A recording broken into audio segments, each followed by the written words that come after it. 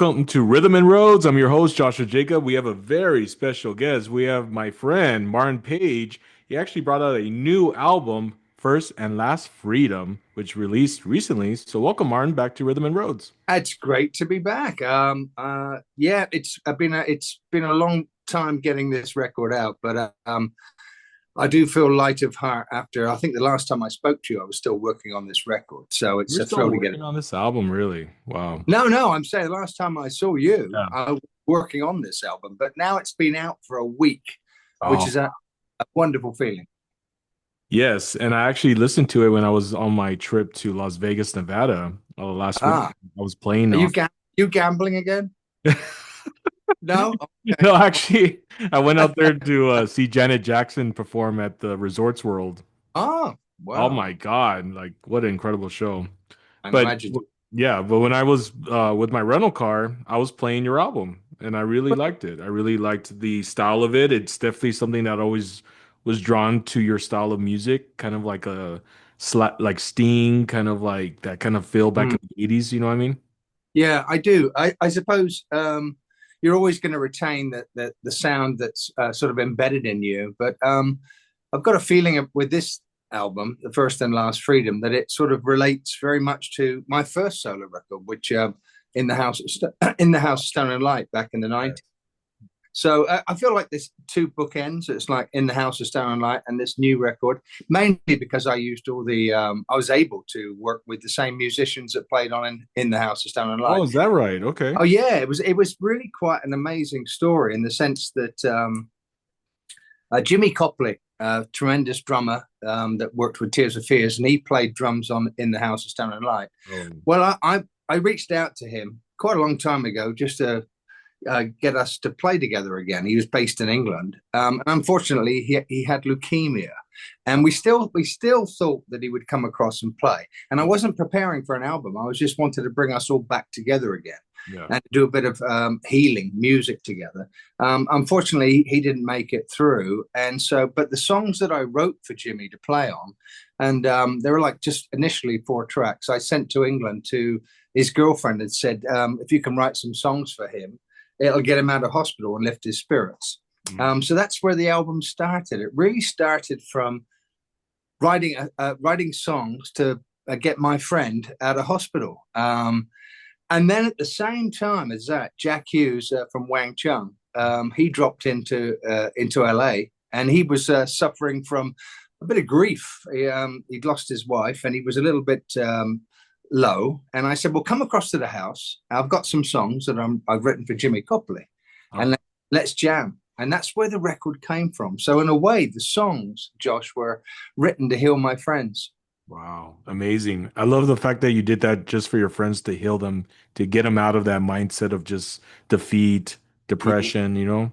Well, I've always had that philosophy that music is medicine. It So, is. It and really here is. in this room, we the musicians would come, and we were more about healing Mm. ourselves at this point. And so the songs really came from Jimmy's illness. He Wow. didn't make it, and so we carried on. Though we just kept. I was inspired to write the rest of the songs for the album, and it turned into The First and Last Freedom. It took a long time because it was a lot. I was using the live musicians again, Mm. and I don't usually do that. I usually do a one-man show where I play all the instruments myself. So it was really a big enterprise. But to bring back the players of House of Stone and Light was just a wonderful, wonderful, therapeutic feeling. Well, my condolences to your friend because you said Yeah, he was, right? Yeah, that's yeah. must be a hard journey to doing this album with him not there. It's that's a great question and a feeling actually there, Josh, what you're saying, because even though we went in the studio without him, my drummer, Trevor Thornton from the early years with Q-Phil, he took over the drum seat. And he was interviewed recently, and he said, "I felt the spirit of Jimmy Copley in the room." And Yeah. I think we all felt it. So although you would think that maybe this was a morose record and it's doomy and dark, it's not. It Yeah. was more about the bravery of Yeah. what I felt with Jimmy, and that came into all of us when we worked on the record. We felt his bravery, because he spoke to me a day before he passed, and he was saying, "Music is everything. I love all you guys. You're great musicians, and music has made my life brilliant." And Wow. it made me really feel that I could see his whole heart, and that's one of the songs on the album. I could see his bravery, and I think that propels you on to want to make a great record. And having those musicians around me again was a wonderful thing. I mean, it was. I'm feeling light of heart now because the record's out after 7 years of Yeah. work. I think it's been out forever, but it's only been out for a week. Right, because as long how long did you say it took? Like 7? When it started, it was about 7 years ago, and then Wow. COVID hit. And Amazing. then Josh, because the record started to grow, because the musicians miraculously were coming around me from the House of Stone and Light days, we decided to use a Zulu choir from South Africa Oh on, wow. Okay. on the last song, Breathe in My Heart. And also, it sort of developed into a place where I realized I was making a special record again, and it was live. Yeah. And I hadn't done that for a while. So it was really nice to bring back the players and to feel what it was like. It motivated me because I had to sing on such great tracks. Yeah. And the record grew and grew and grew. But I was very, very slow in finishing it because I wanted to revere their performances and mix it and master the album well. Wow. Amazing. I do want to get into your songs, knowing that you brought it up. Breathe in My Heart. Yeah. Incredible song. I listened to Oh, that when I was in Las Vegas last weekend, and man, thank you. it's a nice build. It's a nice just you get lost in that song. What's the story behind that song, Breathe in My Heart? I think most of the songs on the record, when I think about it now in Okay. reflection, they're really generated from the feeling, as I said, writing songs to bring your friends together to Mm, hear. And so, really, with Jimmy passing and talking to him around that time, the whole record has this feeling of bravery, I mm, think. right. And so when I look at a song like Fade on the album, Your Whole Heart, which was really related to, I could see Jimmy's strength when he was in hospital. Yeah. All the songs permeate with the healing power of what we were trying to do for Jimmy. Okay. And Breathe in My Heart was really a feeling in the lyric, which is a spiritual feeling, is allow yourself to feel me. Mm, Allow yourself to feel my love for you, wow. which a lot of people don't allow that to happen. So it's a great live song as well. You can imagine the audience breathing and Oh, that, feeling it with you, yeah. moving with you. And that's how I constructed it. I always knew it would be the last track on the album, but Breathe in My Heart is really subliminally related to Jimmy in the sense that he was showing so much bravery and goodness and openness in that situation, which we don't do all through our lives. I mean, he knew he had a few days to live, Mm, and he was calling all the people that he'd worked with and telling them that he loved them. And he was my age, so it really sort of struck me. And so I think the songs, right from the beginning, courage. yeah, courage. Every time I see a simple act of love, I see courage. Right to the end with Breathe in My Heart. Allow yourself to surrender Mm, to being loved. Yes, where that came from. well said. And I was going to say too, yes, from the start of the song from Courage, it's good. Very good stuff. I love Thank it. you. I Yeah. I appreciate can it. really see the value that you took of 7 years to get this album out. You know Yes, what I mean? The way it just wasn't rushed. It was really carefully blended everything together to make it what it is. I appreciate you saying that because I think over all the my career, I've done 11 albums. That you've got the luxury of having time on your hands at this stage. I was lucky enough to write some hit songs that keep you in a place where you feel rather secure. So Mhm. to me, making these solo albums was about expression. Without the pressure of like, have we got a hit single? Right. Does it sound like the last record and all that? It was to do. I go on about this always. I'm sure it's boring to people, but emotion is the best thing there ever is in Oh, music. there is. Yeah. Yeah, and so the 7 years, I think I was trying to show a lot of reverence to performances of the musicians, because a lot of the musicians weren't with me. They were PJ Moore was a keyboard player in Scotland, so it was all done by Dropbox. I would send him the song, Really? Okay. then he would do his parts and what he Yeah. felt, and then he would send them back, and then I'd work on in the studio here placing them. Yeah. So um, that's what took the time. It was me showing reverence to how wonderful they played, and I thought, I need to make a good record because when they hear this, they're going to say 7 years for this. So I thought I've got to do a really good job here. I was pushed by them. I was Yeah. pushed. No, I'm glad. I'm glad he pushed. By any chance, during the studio sessions, did you, throughout the journey, did you have a photographer take photos of you in the band? Oh yeah, Yeah. yeah, yeah. We I would did. love to see We've that.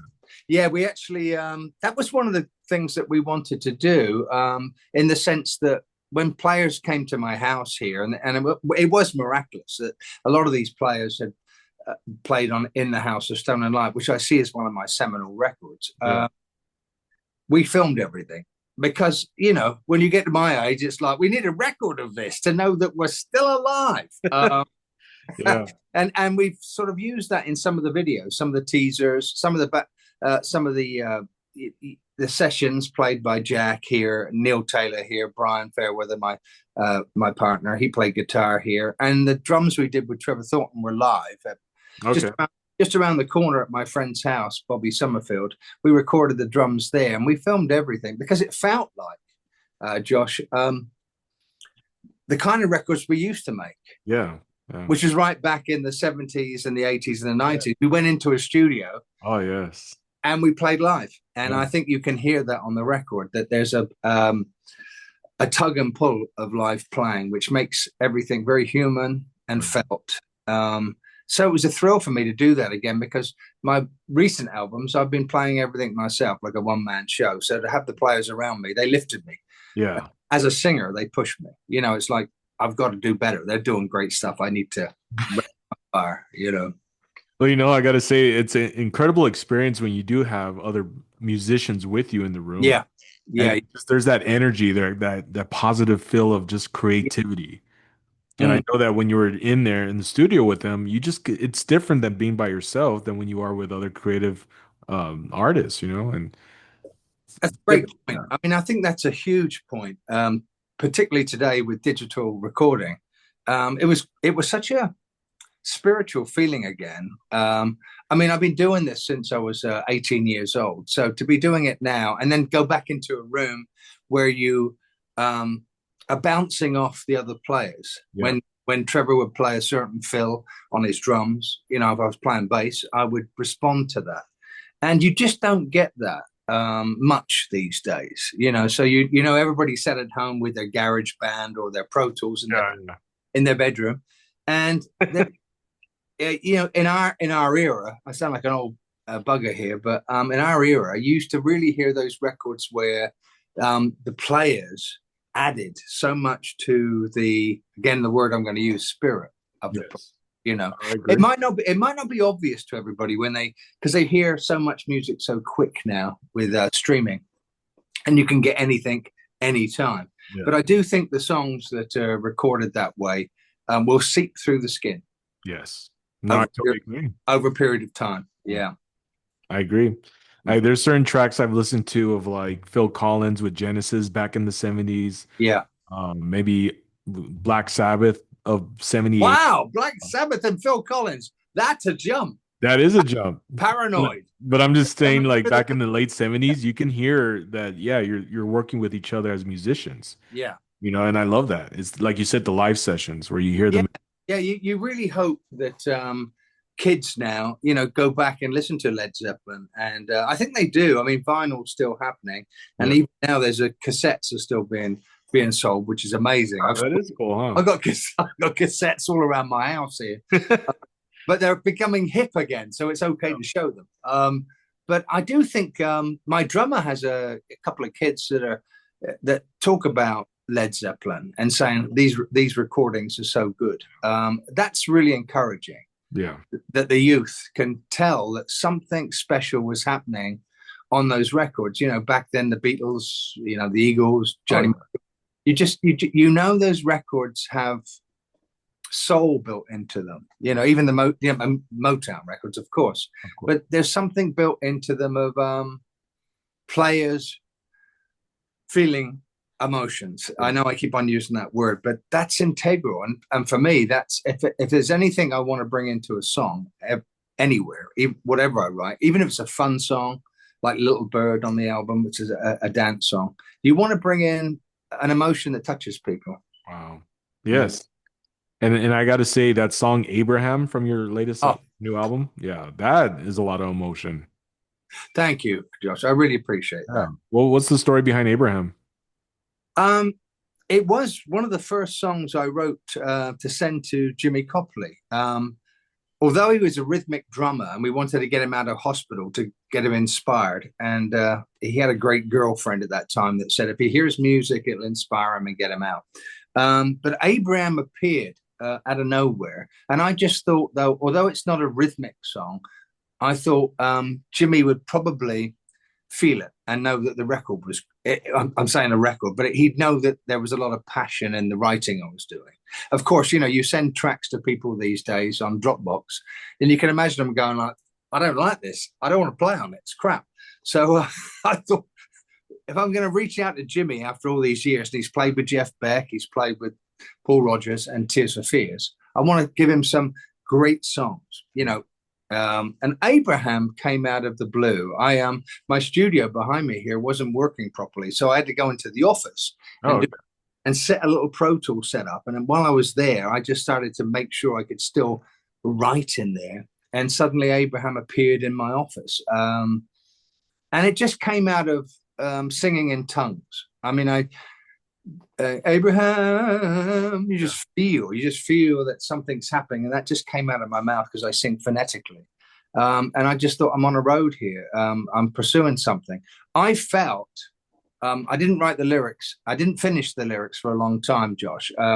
They were phonetic vocal sounds at first, but I did have Abraham. yeah. And I just started. I took about 3 months to write the lyrics to every song because I was trying to get the phonetic vocals to work with the lyrics. I do believe in sound Yeah. first, the Yeah. way you approach something. Yeah. And I just was reading a book about Abraham Lincoln and his incredible speeches. Yeah. His speeches were so I, exhilarating and inspiring, and right. I just thought that's what lifts people. You know, a great oral tradition, and also, as you know, Abraham represents, you know, religion on a very far basis, right across the board. Right. And so it was a mixture, really, of a feeling of Abraham Lincoln and his speeches, which I thought were inspiring, and we Right. don't always hear that. And also this subliminal sense of Abraham is spreads his wings across so many religions and has such a positive force. Yes. I agree. I totally agree. And I want to say with your journey as an incredible musician, recording artist, you've worked with greats. You've worked with Brian Ferry, Phil Collins, Hart, and a lot of others. I mean, that's why you have so much to give of your experience to your music because you've learned from so many skilled, incredible artists. Uh, that's lovely to hear, Josh. I really appreciate that. It's been a great apprenticeship. I've bumped into, you know, the heroes that I grew up loving when I bought records. So to work with Bernie Taupin, Elton's lyricist, at 10 years old, I was a fan of Elton John. And to work with Earth, Wind and Fire, Oh, particularly Maurice White, you know, in the sense that he was a mentor to me. I learned so much. And I was very, very, you know, you don't see these things till later, but I mean, my journey, I've met some good people in the sense that I see it as a pyramid. I think I might have mentioned this before. There was three people that really, really, really inspired me. I suppose you look at, if you're a sports star, you'd say these three managers, you yeah. know, touched me. So it was Maurice White for the emotion, for the spirit, and going into a studio like I'm talking about now, and everybody playing their best and Yeah. not holding them back, and especially for R&B music, a spiritual message. And then there was Robbie Robertson from the band. I worked with him on Oh, his two solo records, and I learned from him that emotion was just so integral to writing songs that last, Yes. that go on for many, many generations. Yes. So, and also Bernie Taupin as a lyricist with Elton. I wrote a lot of songs with Bernie, and every time he would give me a lyric, I just look at it and think, oh, the standard is so high and so emotional. So those three people in the pyramid were great teachers to me. And I think when you get taught, like a great manager in a sports team, you never forget Oh, of course not. that No. you're amongst great stuff, genius. Yeah, Among the greats. yeah, yeah. That's awesome. Well, I do want to ask you, for this new album, The First and Last Freedom, do you plan on having like a limited time tour, or what's the plan? Oh, it's I'm up there in the years. I would love, in some ways. I mean, you're tempting me now, Josh. I get, in some ways, I'd love to play again. And my drummer came across Trevor Thornton, and Yeah. he's kitchen with me, and he was listening to. He said, "This is a great record you've done. This is a great record. We should go on the road." And we're going. Well, this is me and Brian, my partner, because Yeah. we were in Qfield together, and I'm going, but Trevor, you're 10 years younger than us. You'll survive. We will not survive this. So, I mean, that blood rush is there. Yeah. Yeah. I mean, my records are my own label, so it's a small independent label. And it's very expensive to get out there. I think if something changed and one of these songs became a big song in a movie or something, I'd probably feel tempted to get out there because I'm a bass player and I love to play. Yeah. Uh, but it's not easy to get out there. You need a lot of. In the early years with House of Stone and Light, I was signed to Mercury Records, and they were a big label, and so they would fund that stuff. So it's a little bit, but who can say? I mean, sometimes I look in the mirror and go, "Don't leave the house. You will not survive with that. Don't tour." But, That's funny. but I think just writing songs and making an album Yeah. and playing shows that the blood is still pumping and Oh, of that you course. want Yeah. to do it. Yeah. Yeah, Still shows that you're alive and living. I suppose so. I suppose so. But yeah, I mean, we actually it's such a good question, Josh, because I felt like I'm being real honest here. I felt like it was a bit of a curse. I think I've made a good album that in my era would have been thought of as a special album, and that would have meant we would have toured on it and we'd have been out there. But it's a bit of a curse because that's not really where we are now in our lives. I mean, if I'd written this when I was 40 years old, I'd probably have thought, off we go. Where's the coach? We go. But where are the groupies? No, but It's a group. but at my age now, it's like it has to be somebody really wanting you to be out there, and you have to be looked after as well in a certain way. But it's still in the old blood. When we finish our interview, I'm still recording in here and playing bass, and we pretend that we think we're out there on the road. We think we're doing it. We think we are. Well, Martin, I really hope you at least get to play maybe 10 shows for this new album. Even if That would it's be just great. even if it's just local, I mean around the Yeah, LA County or California. yeah, I don't know. But yeah. I appreciate that. I mean, we feel that. yeah. When you make a record that you care about, Yeah. you do dream that you would be stood in front of an audience playing it to people. There's no Of doubt about course, yeah. Even if it's just like House of Blues or something, you know what I mean? Something it. intimate, small venue kind of thing. Yeah, I know. I played the House of Blues in LA. Oh, you With, did? yeah, with the House of Stone and Light tour. I don't. It's not here anymore. I don't think it's there Oh, uh, wow. on Okay. Sunset. But that was a great experience because Oh, House, I and we played it in New Orleans, and that was a hell of an experience. bet. But yeah, I mean, if there was a need, I would be out there slapping the bass and doing a lot of that to the crowd. No doubt. All right.